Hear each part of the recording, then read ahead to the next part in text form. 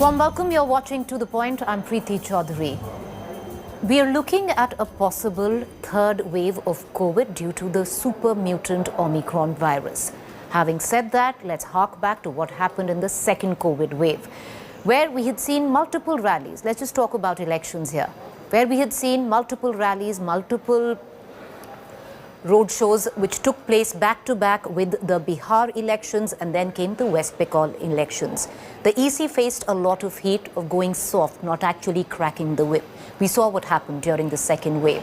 The EC this time around has a chance to redeem itself. 5 states go into elections in the next 2 months.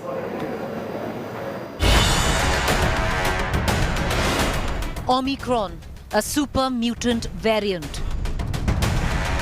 The possibility of another looming COVID wave. COVID positive numbers steadily climbing. A possible scenario that is not just scary, but it leaves you cold. Brings back the nightmare of the second wave. Makes you ask, are we prepared? Because when the brutal second wave came, we were caught napping. Hospitals were flooded, medicines were in short supply, oxygen ran out. Humanity collapsed under the burning pyres of misgovernance. We let it happen then. We allowed a pandemic to devastate us. Even as health infrastructure collapsed, politics peaked.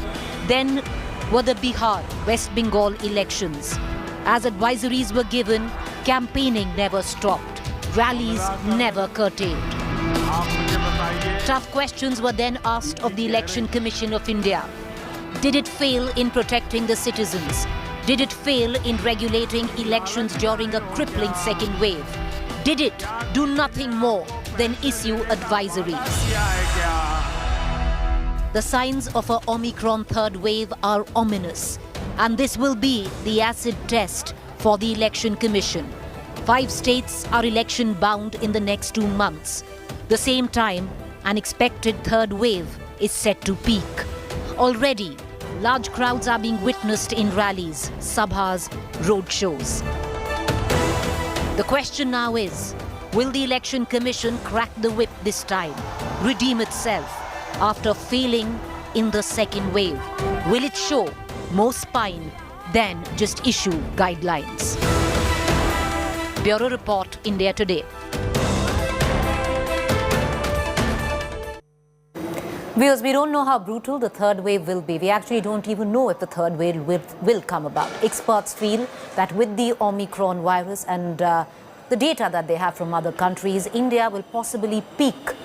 We don't know the severity of it, but India will peak in the third wave come February. That is the time, viewers, February, March, when 5 states go into election. The Election Commission last time around came under heavy criticism for not cracking the whip enough, for not showing its spine enough to ban rallies, to ban sabhas, to ban road shows. What we saw in the second wave, everyone knows it sends a shock or a shudder down your spine that could very well repeat itself. It is time now that the Election Commission, under the spotlights, needs to ask itself that will it this time around correct the wrongs of what it did in the second wave. Let's cut across to our guests. I have with me Sardar R.P. Singh, spokesperson, Bharatiya Janata Party, will be joined very shortly by S.Y. Qureshi, former CEC of India. We'll also be cutting across to Ghanshyam Tiwari, spokesperson, Samajwadi Party. Sardar R.P. Singh, we saw what happened during the West Bengal elections. We saw what happened during the Bihar elections. We saw the second wave which happened at the same time while rallies, sabhas, road shows were peaking in West Bengal. How much onus this time lies with the political parties itself, such as yours? Preeti, at the very outset, let me tell you very clearly, let the Election Commission call all political parties and route a guideline. We follow that guideline word by word. And also, we'll appreciate that let Election Commission be very strict this time, because we can't afford third wave and we can't afford fatalities this time. And government is also prepared and geared up now much better with much better hospitalization, much better oxygen system and all. But we don't know how this third wave will shape up. I mean, whether this will be oxygen or something else this time, which will come and bother people. So we'll appreciate, let Election Commission take initiative, and we'll adhere to that word by word. You know, Sardar R.P. Singh, as we speak and as the Samajwadi Party spokesperson joins us, Ghanshyam Tiwari, it's a question I'm going to ask him as well. Because even as we speak, Samajwadi Party is holding sabhas, roadshows with massive crowds. And I want to also make you hear, sir. Yogi Adityanath today, in a rally in Sodbhadra, said this about the Omicron virus. I'm going to just play it out and I'm going to come right back. जिन लोगों ने vaccine लगाया है, corona उनका कुछ नहीं बिगाड़ पाएगा। अभी दुनिया के अंदर एक नया जो वायरस आया है, इसका कोरोना का, दुनिया के तमाम देशों को उसने पस्त कर दिया है। अमेरिका को भी, यूरोप के तमाम देशों को, रूस को, चीन को। लेकिन भारत में प्रधानमंत्री मोदी जी के नेतृत्व में जो वैक्सीन बनी है, ये वैक्सीन इतनी प्रभावी है कि जिसने दोनों डोज वैक्सीन की समय से ले ली है, कोरोना का दूसरा जो वेरिएंट आया है ओमिक्रॉन, यह उसका कुछ नहीं कर पा रहा है। उसके सामने कोरोना निष्प्रभावी है। I want to cut across back to Sardar R.P. Singh as I bring in the Samajwadi Party spokesperson Ghanshyam Tiwari into this conversation. Sardar R.P. Singh, would you reckon this statement by the UP Chief Minister was a little irresponsible when it comes down to Omicron, where he's saying that it's not going to do anything to you if you're double vaccinated? We don't know the extent of the virus and what it can actually do yet. Ricky, he's a Chief Minister of State. He will have much better input than me and you as far any health subject and health issue goes. He'll be in touch with the central government also and would have got a feedback on that, and then he would have said what he said. So I can't comment on what he said and what input he has, but I'll still hold to my statement.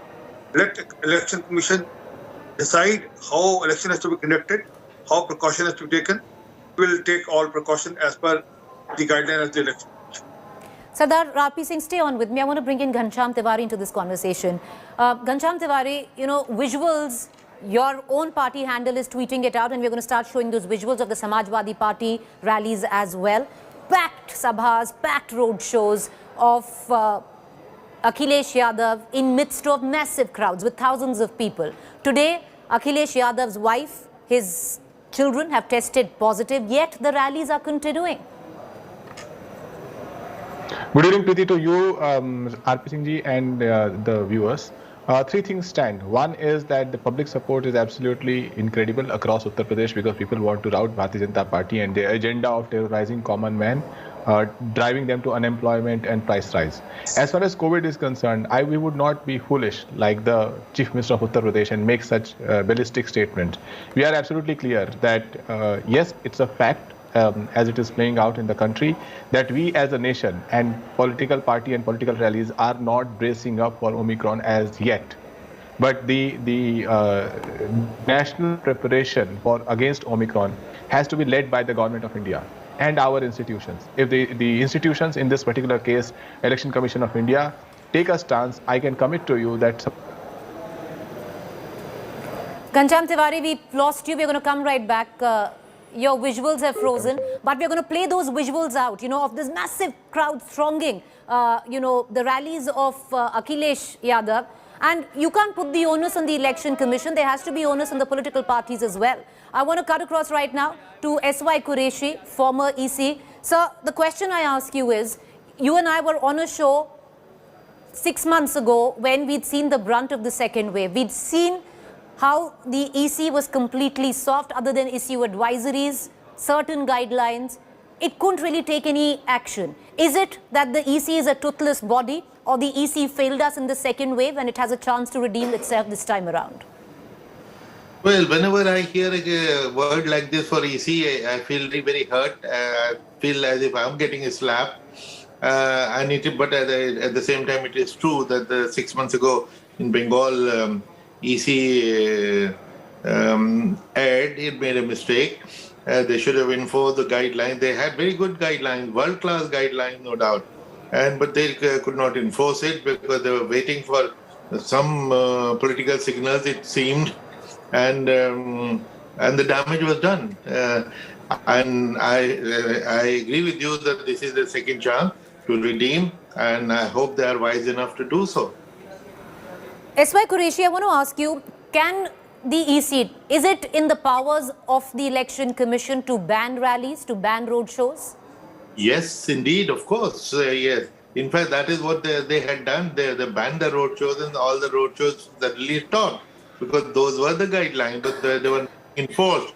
So you see, because people's lives are very important, more important, and the guidelines were prepared by EC, which I say the world-class guidelines, because they were prepared in consultation with the world bodies where elections were held successfully. And if these guidelines, if let's say they issue a ban on rallies and a ban on road shows exceeding a set number of people, if they are broken, what kind of action can the EC take which it did not take the last time around?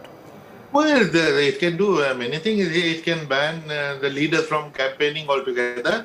It can bar them from entering the constituency. It can take all kinds of action. Yes. Sir, do stay on. Right. Go ahead, sir. Make your point. Yeah. At the same time, it is also for political parties to indulge in responsible behavior. Why are they testing the patience of the EC all the time? Right. And in the process, why are they playing with the reputation of institutions? That is something which they should also worry and bother about. Right. Ghanshyam Tiwari, we lost you earlier. I'll come back to you again. The onus is not just on the EC, is it? It's also on political parties. Well, definitely not on the EC, but EC, the government of India sets the track. If we had any kind of color code with respect to the danger level on COVID of orange, yellow, red, whichever color code that they take, it will at least inform the country. The reality is that right now, as we stand, we as a nation are not informed, not ready, and the government of India has not communicated a very clear stance on how the nation must face Omicron. Whenever the government does, I can assure you and your viewers that we will take a scientific and a government directed approach rather than force our way towards it.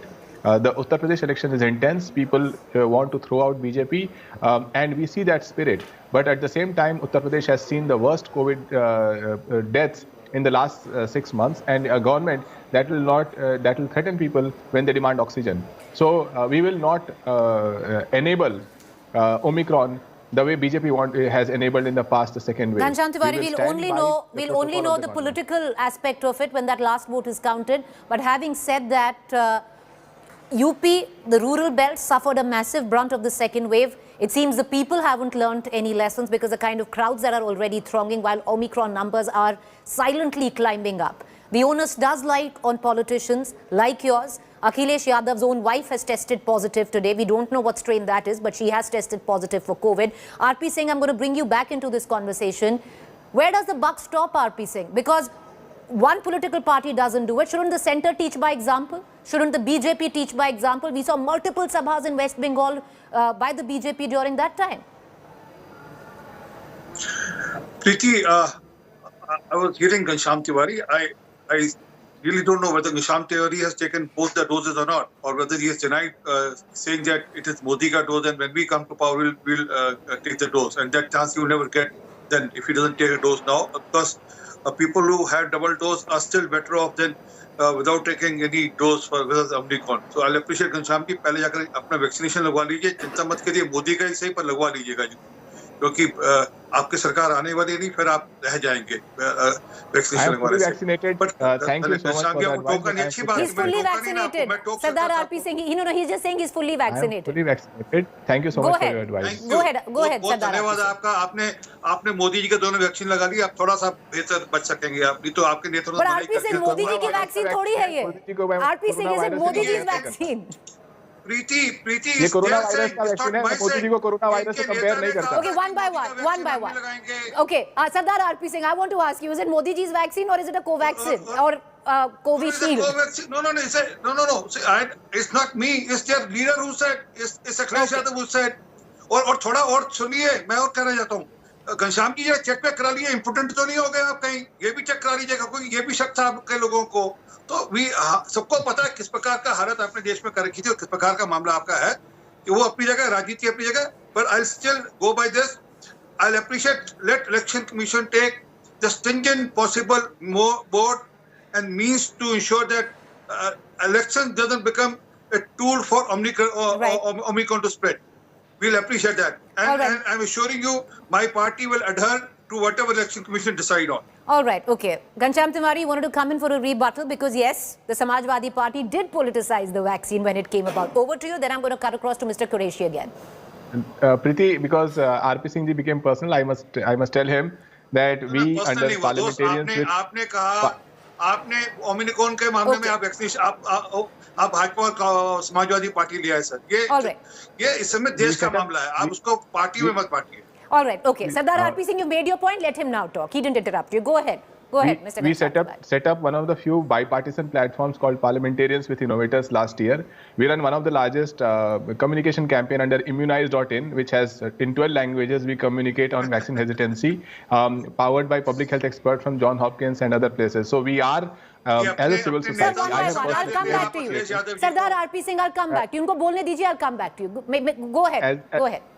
As a civil society, I have personally led initiatives that focus on vaccine hesitancy, vaccine access, and in multiple languages. This is not about what RP Singh can take a jibe at. It is absolutely clear, at least to the viewers and to me, that BJP was responsible to the way India failed in the second wave. And we would not allow them to shrug that responsibility with respect to Omicron. The government of India should lead the way. Our institution should lead the way. We are knowledgeable and we have faced the distress firsthand. So let the government of India, especially Prime Minister Modi, who typically acts as Chief Minister of Uttar Pradesh every other day in his campaign, be back in Delhi and focus on how India should develop its fight against Omicron. All right. Okay, one quick comment from RP Singh. RP Singh, the fact is, tomorrow the Prime Minister is going to chair this high-level meeting to battle, the ominous signs of a third wave where Omicron is concerned. But isn't this hypocrisy? You put these curbs on for people, you say more than 50 people cannot go there, 50% capacity, only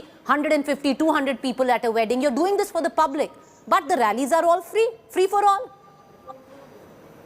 Okay, Preeti, as far as Ghanshyam Tewari is concerned about Prime Minister being the Chief Minister of UP, sir, with that, it's a double-engine government, and that's performing very well, and people of the UP will appreciate a double-engine government again, instead of a government tug of war with the center fighting the center. One. And then they are seeing the development in Uttar Pradesh, the way the Uttar Pradesh has developed with the double-engine government. But coming back to the your concern about the 50 and 150 or marriage parties and the rallies. Hypocrisy. You're putting in all the curbs for the citizens, but when it comes to rallies, when it comes to sabhas, roadshow, there are no curbs. One can easily see it. Okay, I repeat again. Let an election commission decide that will be no sabha, more than 50 people. And that Sir, you can decide that. The government is deciding how many curbs to put, what flights go in and out. Why can't the central government do it? Ma'am, I again say, after the election code of conduct, is the election commission decide how elections are to be conducted. All right. And S.Y. Qureshi, does the onus... Right. Okay, S.Y. Qureshi, does the onus entirely fall on the election commission? Because clearly it doesn't suit the political agenda of any political party. It doesn't have to be the BJP or the Samajwadi Party. Well, ultimately the onus is on the election commission because it has all the power. If it wants to enforce, no political party, including the ruling party, can violate it if they really want to exercise that power.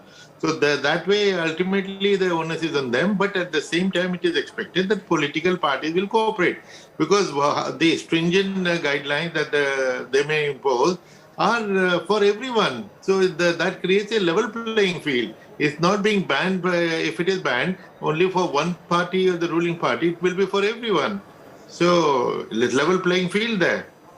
S.Y. Qureshi, I want to just end with you and I want to give you another 1 minute, sir. I want to ask you, as somebody who's been the EC who saw the second wave, for our viewers who were clued in at that point of time, who saw all the rallies, did the EC fail the country of India in conducting those two elections? Well, in West Bengal, surely everybody saw that the rallies were happening at the peak of COVID, and only when the rallies, the scheduled rallies of the VIPs ended, then the EC came down heavily and then everything stopped. And then I think they started improving. It was a question mark. Mr. Qureshi, can the EC give out guidelines even before the election dates are announced? No, it cannot. It cannot. It cannot. So what is happening right now can continue till the time election dates are announced? Yes, and that is where the onus is more on the political parties themselves, particularly the ruling party. In fact, the ruling party is most concerned about the spread of COVID. They have taken a whole lot of measures to stop it. And how can they allow in their own state with their ruling that people fall victim? Who will fall victim to COVID? Your own people? All three for joining us on this debate. Thank you, Ghanshyam Tiwari. Thank you, Sardar R.P. Singh, S.Y. Qureshi. We're going to keep a keen eye on all developments that are taking place. One thing is clear, that the EC cannot give out guidelines before the election dates are announced. There's still about a month or about 20 days to go before election dates are announced. Will it get too late? Until then, should the centre step in? Should parties like the Samajwadi parties, which are attracting huge amounts of crowd, crack the whip? The onus till then on the political parties. A quick break. Do stay with me. On the other side is Rahul Kamal.